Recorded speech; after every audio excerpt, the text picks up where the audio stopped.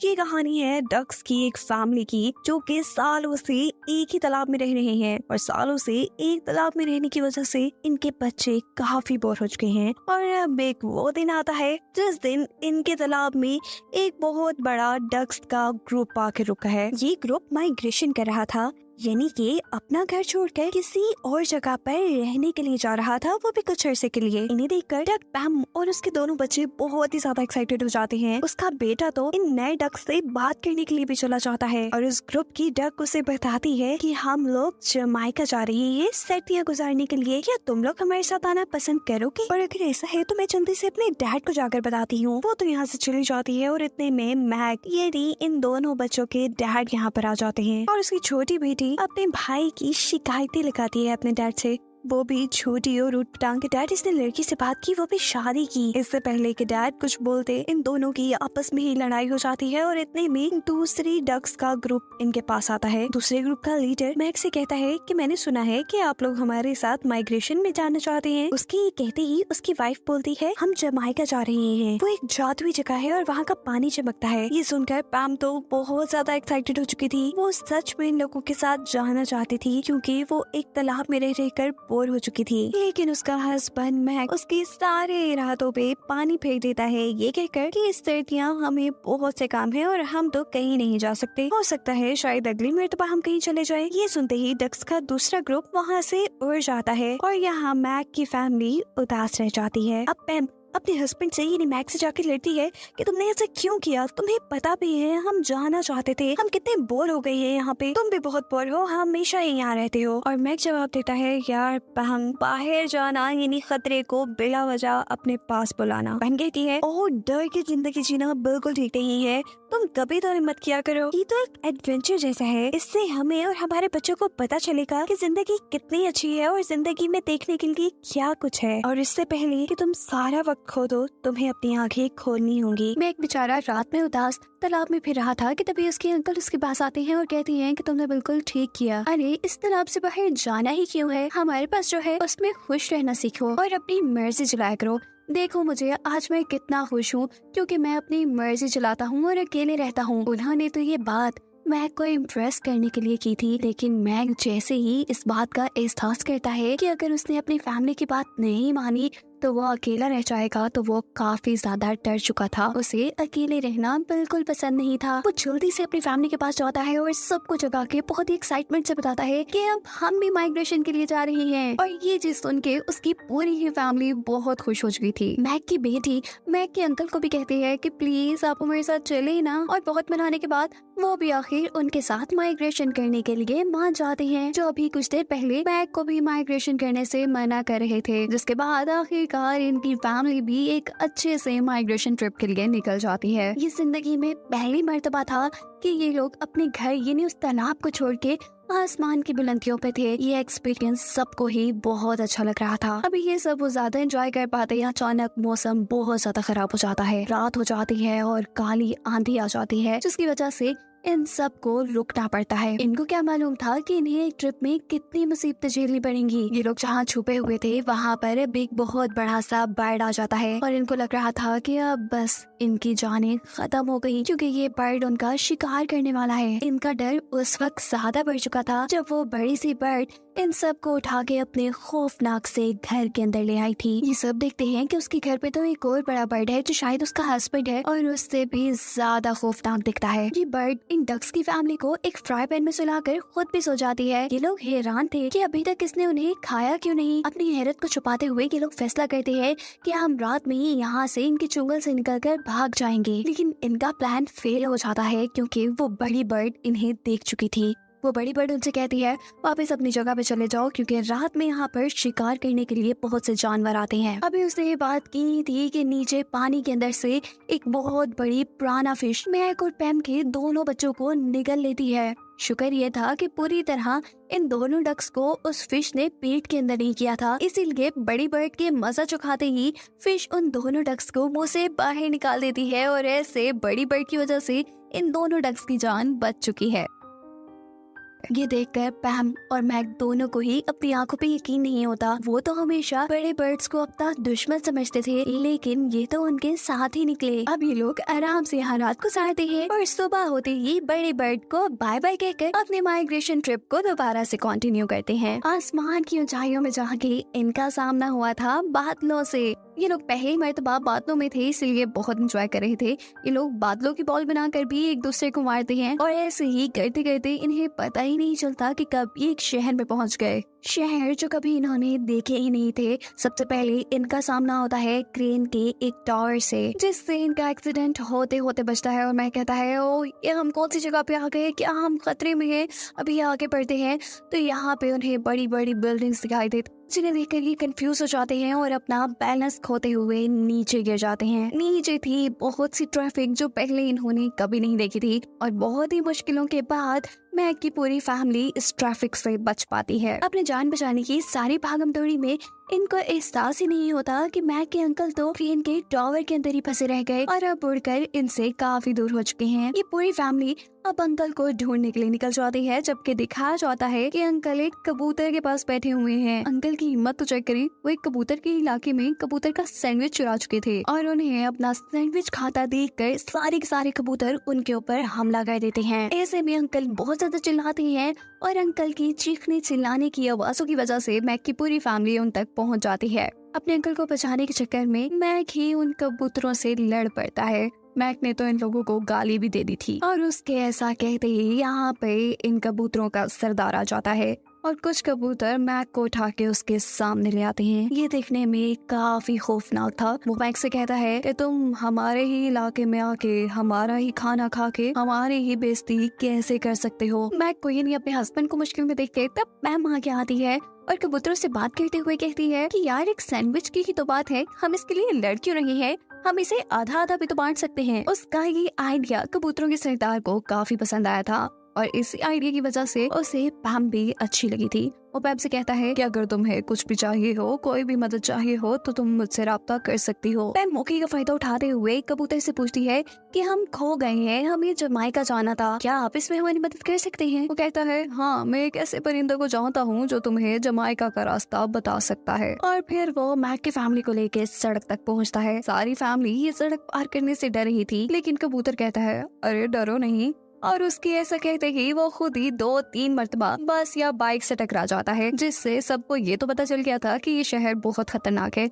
अब ये लोग पिछले रोड से ही उड़ान भर लेते हैं, यानी हवा में उड़ने लग जाते हैं और पहुंचते हैं एक बड़ी सी बिल्डिंग के सामने। ये लोग बहुत से खुफिया रास्तों से गुजरते हुए एक होटल के अंदर एक तोते से मिलने के लिए आए हैं। ये कबूतर मैक की फैमिली को बताता है कि ये तोता जमाइका में ही पैदा हुआ और वहाँ ही बड़ा हुआ, लेकिन इस बेचारे की बुरी किस्मत के इसे एक शेफ ने पकड़ लिया और तब से आज तक वो इस पिंजरे में कैद है। ये तोता डक की फैमिली को वहाँ का रास्ता तो बता देता है, लेकिन अब ये बहुत ज्यादा उदास है। वो बताता है कि मैं भी जमाइका जाना चाहता हूँ, अपने माँ बाप से मिलना चाहता हूँ, मुझे उनकी बहुत याद आती है। और यहाँ से जाती हुई मैक की फैमिली में उसका बेटा उससे कहता है कि डैड हम इसको यहाँ छोड़कर नहीं जा सकते, ये तोता बहुत अच्छा है और ये जिस पिंजरे में है वो पिंजरा बहुत बुरा है। मैक का बेटा कहता है हम इसकी मदद कर सकते हैं, हम चाह भी ढूंढ सकते हैं, लेकिन तोता कहता है कि नहीं, ऐसा नहीं हो सकता, वो चाह भी हमेशा शेफ अपने पास रखता है और अगर उसने तुम्हें पकड़ लिया तो वो तुम्हें पका डालेगा, क्योंकि वो एक शेफ है और बत्तखों को ही पकाता है। मैक का बेटा कहता है तुम सब परेशान नहीं हो, मैं ये कर लूंगा। लेकिन मैक तो डैड था, वो कहता है तुम रुको, मैं जाऊंगा। बड़ा हीरो बन के वो यहाँ से निकला तो था, लेकिन जैसे ही उसने शेफ को देखा था तो उसके अंदर की सारी हवा निकल चुकी थी, क्योंकि शेफ दिखने में ही बहुत पावरफुल और बहुत डरावना लग रहा था। उसे देखते देखते ही मैक को चाबी भी दिख जाती है और आहिस्ता आहिस्ता वो चाबी की तरफ बढ़ने लगता है। वो देखता है कि पैम भी उसकी मदद के लिए पीछे पीछे यहाँ आ चुकी थी और ये दोनों ही फ्रूट्स और वेजिटेबल्स के अंदर छुपे हुए थे, यानी इन्होंने अपना फेस बदला हुआ था और अब ये चाबी को लेने की कोशिशों में थे। ये चाबी एक कोट के अंदर थी और जैसे ही वो लोग इस चाबी को कोट की पॉकेट से निकालते हैं तो गलती से उनसे आग बुझाने वाला सिलेंडर फट जाता है और उस सिलेंडर के फटने की वजह से शेफ का पूरा किचन तबाह हो चुका था। और इससे भी ज्यादा बुरा ये हुआ था कि इन दोनों के कपड़े भी उतर चुके थे जो सब्जियों से इन्होंने बनाए थे, और इन दोनों को अब शेफ ने भी देख लिया था। और शेफ अब इन दोनों को पकड़ने के लिए उनके पीछे भागता है और जैसे तैसे करके ये लोग पिंजरे के पास पहुंच जाते हैं। अपनी मंजिल तक पहुंचने के बाद बुरा ये होने वाला था कि महक के हाथ से चाबी छूट चुकी थी, लेकिन किस्मत शायद आज उस तोते का साथ दे रही थी, क्योंकि तोता जल्दी से हाथ बढ़ाकर उस चाबी को कैच कर लेता है। वो अब पिंजरा खोल के उससे बाहर भी आ चुका था। आजाद होकर तो इस तोते की खुशी का कोई ठिकाना ही नहीं रहा था। वो महक को सबसे बहादुर बतख कहता है,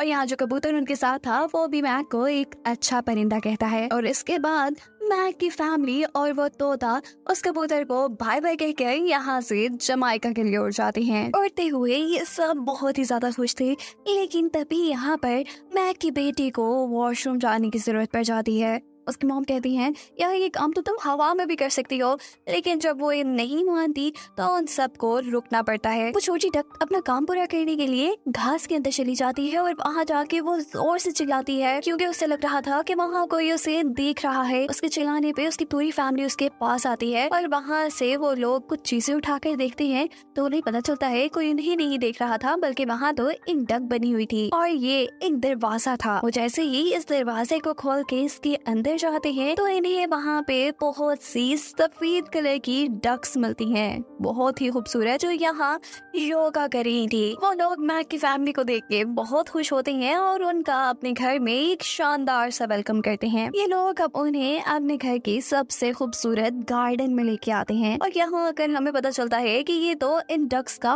फार्म है, जो कि शायद इंसानों ने ही बनाया हुआ है। अब मैक की फैमिली को ये तो नहीं पता था कि इस फार्म के अंदर इतनी ज्यादा बत्तखों को पाला जाता है, लेकिन अलबत्ता वो यहाँ इन सारी बत्तखों की अच्छी से खिदमत होते हुए देखकर काफी इम्प्रेस हो जाते हैं। ये लोग भी कुछ देर के यहीं पे रुक जाते हैं और यहाँ पे खूब मस्ती करते हैं। और तभी मैक की बेटी की नजर पड़ती है बाहर आए एक ट्रक पर, जिसके अंदर से शेफ बाहर निकलता है। ये शेफ असल में इन सफेद बत्तखों को खरीदने के लिए आया था। मैक का बेटा ये बात समझ चुका था कि अब इन सब की जान खतरे में है, लेकिन ये बेवकूफ सफेद बत्तख तो बहुत खुशी खुशी उस ट्रक के अंदर जा रहे थे, क्योंकि उनको लग रहा था कि इन्हें बाहर किसी ट्रिप पे लेकर जाया जा रहा है। मैक का बेटा मैक को भी बताता है कि वो शेफ यहाँ आ गया है और वो इन डक्स को मारने के लिए खरीद रहा है। ये सब सुनकर मैक अपने बेटे को उसकी मॉम के पास भेजता है और यहाँ पर इन वाइट डक्स के लीडर को ये सच्चाई बताता है कि वो शेफ कैसे इन बत्तखों को काट कर पका देता है। मैक ने जहाँ अपने बेटे को उसकी मॉम के पास जाने को कहा था, तो वो अपनी मॉम के पास जाने की बजाय जाता है सारी वाइट डक्स के पास और उन्हें भी ये सच्चाई बताता है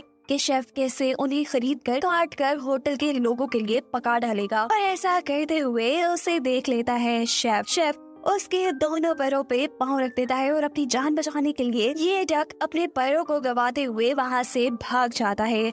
अपने बेटे को ऐसी बुरी हालत में देखकर मैक उस शेफ के ऊपर हमला कर देता है और साथ में ही सारी वाइट डक्स को वहाँ से भागने का एक मौका दे देता है। मौका रहते ही मैक अब अपने बेटे को भी अपनी पीठ पे बिठाकर वहाँ से उड़ जाता है और ऐसे उन दोनों के साथ साथ यहाँ पर मौजूद सारी ही वाइट डक्स की जान बच जाती है। अपने हाथ से इतने सारे डक्स के चले जाने पे ये शेफ बहुत ही ज्यादा गुस्सा था और उसके अंदर अब बदले की आग जल रही थी। और दूसरी तरफ अब ये सारे डक एक जगह पर आराम करने के लिए रुके थे और यहाँ पर मैक अपने बेटे को डांटना शुरू कर देता है कि आखिर तुम मेरी बात क्यों नहीं मानते हो। उनकी ये बातें तो चलती ही रहनी थी। अलबत्ता यहाँ पे बाकी सारे डक्स सो जाते हैं और रात में हम देखते हैं कि वो शेफ इन सबको एक हेलीकॉप्टर के जरिए ढूंढ रहा है। अब यहाँ पर मैक की बेटी अपने भाई को गले लगाकर उसका मूड ठीक करने की कोशिश में थी और तभी बुरा वक्त उनका शुरू हो जाता है, यानी शेफ उन्हें देख लेता है। वो एक जाल फेंककर यहाँ पर सारे ही बत्तखों को पकड़ लेता है, सिवाय मैक के बेटा और बेटी के, जो कि वहाँ से कुछ दूर थे। शेफ सभी डक्स को अपने साथ हेलीकॉप्टर में ले जाता है और ये दोनों डक्स बेचारे उन्हें देखते ही रह जाते हैं और कुछ भी नहीं कर पाते, क्योंकि मैक की बेटी काफी छोटी थी और उसके बेटे के पंख टूटे हुए थे। यहाँ दिखाया जाता है कि उस शेफ ने मैक और पैम को एक अलग ही पिंजरे में बंद किया था, क्योंकि वो जानता था कि ये दोनों उन सारे बर्ड से काफी होशियार हैं और यहाँ से निकलने की कोई कोशिश तो जरूर करेंगे। यहाँ मैक के दोनों बच्चे बहुत परेशान थे। मैक की बेटी तो बहुत ज्यादा रो रही थी, जिस पर उसका भाई उसे कहता है, तुम नहीं रो, हम कुछ ना कुछ तो कर ही लेंगे। वो जवाब देती है कि ये सब कैसे होगा, तुम तो उड़ भी नहीं सकते भाई। और तभी यहाँ पर उन्हें तोते के टूटे हुए पर मिलते हैं, जिन देखकर उन्हें एक आइडिया आता है और वो इन सभी परों को अपने अंदर लगा लेता है। दूसरी तरफ पिंजरे में बंद पैम बहुत ज्यादा डरी हुई थी। वो मैक से कहती है कि तुम ठीक थे, तुम सही कहते थे कि हमें तालाब से नहीं निकलना चाहिए। देखो वहाँ से निकलने के बाद हम कितनी मुसीबतों में पड़ गए। उसकी ऐसी उदास बातें सुनकर मैक उसका मूड ठीक करने के लिए कहता है कि तुम बहुत अच्छी और बहुत बहादुर हो।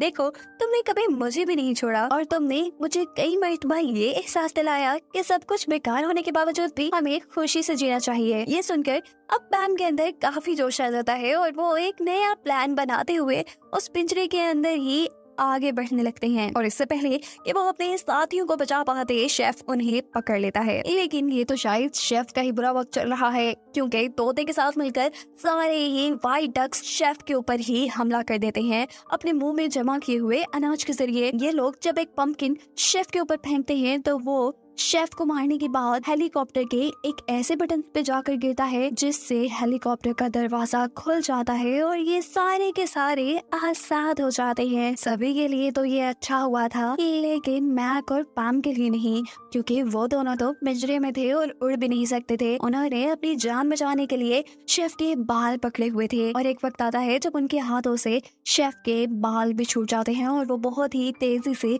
अब जमीन की तरफ बढ़ने लग रहे थे। और इससे पहले कि ये लोग नीचे गिरकर अपनी जान गंवा देते, यहाँ पर एंट्री होती है मैक के बेटा और बेटी की। हम देखते हैं कि उसने तोते के टूटे हुए परों को अपने परों के साथ जोड़ लिया था और अब वो उनके जरिए उड़ सकता था।